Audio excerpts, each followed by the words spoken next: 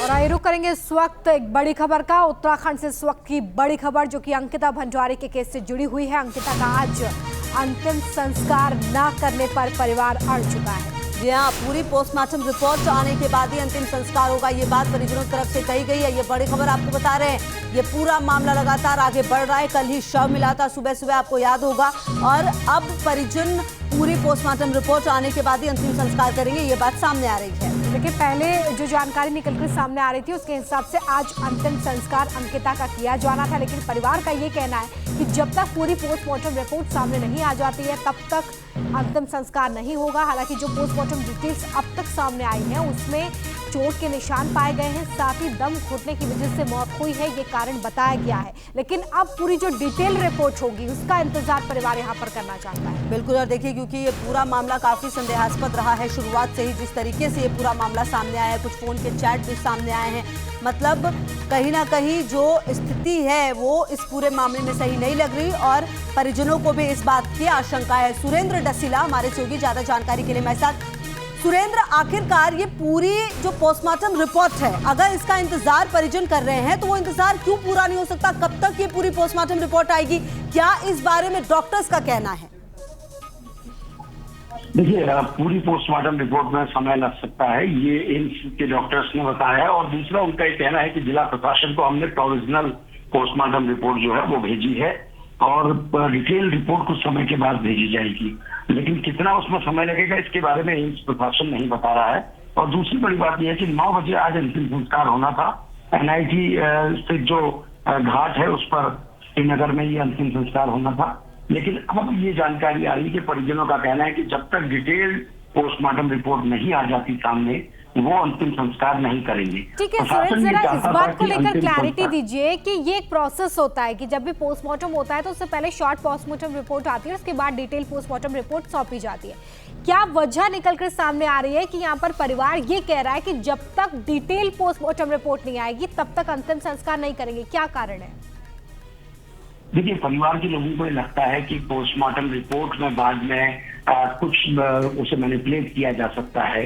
जिस तरह से वो ये कह रहे हैं कि उसके साथ जाती हुई थी, उसको हो सकता है शारीरिक या मानसिक तौर पे प्रताड़ित किया गया हो।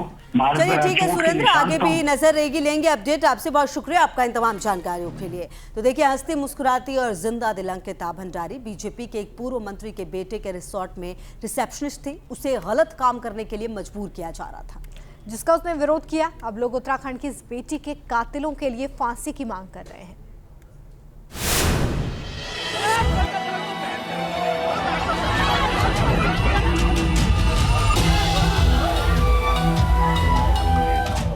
तस्वीरें बता रही हैं कि अंकिता हत्याकांड को लेकर उत्तराखंड के लोगों में किस कदर छटपटाहट है।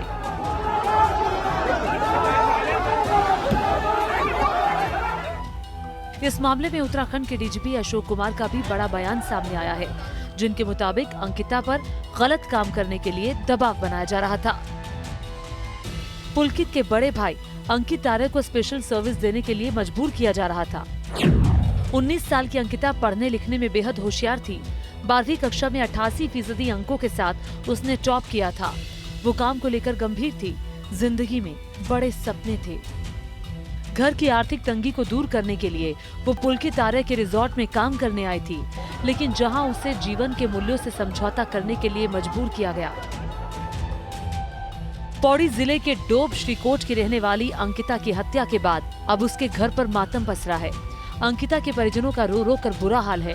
अंकिता के घर वाले अब उस पल को कोस रहे हैं जब घर में छाई आर्थिक मंदी को दूर करने के लिए उन्हें बेटी को यमकेश्वर रिजॉर्ट में रिसेप्शनिस्ट की नौकरी करने भेजना पड़ा।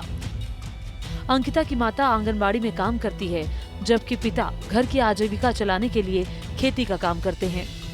लगातार संपर्क में हूँ और डीएम और एसडीएम को मैंने ही सूचना की है। उनके जो अभिभावक, उनके पेरेंट्स के सामने उसका परिवार मेरे पास आया था और उन्हें भी पता है परिवार को। लगातार मैं सहयोग कर रही हूँ और खुद मैंने डीजीपी, एसएसपी और एसएचओ सबसे बात की है कि इसमें कठोर कार्रवाई होनी चाहिए।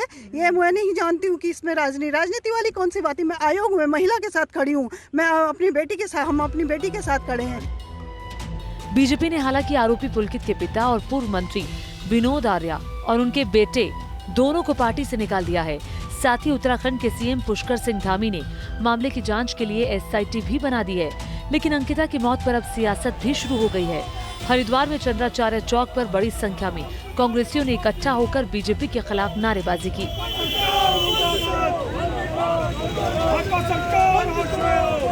सियासत से इतर देखे तो अंकिता की हत्या के बाद पूरे उत्तराखंड में आक्रोश की एक लहर है। लोग आरोपियों के लिए सिर्फ और सिर्फ फांसी की मांग कर रहे हैं। पौड़ी से आलोक रावत, ऋषिकेश से अमित कांडियाल, बागेश्वर से हिमांशु और देहरादून से सुरेंद्र डसीला के साथ टीम न्यूज़ नेशन।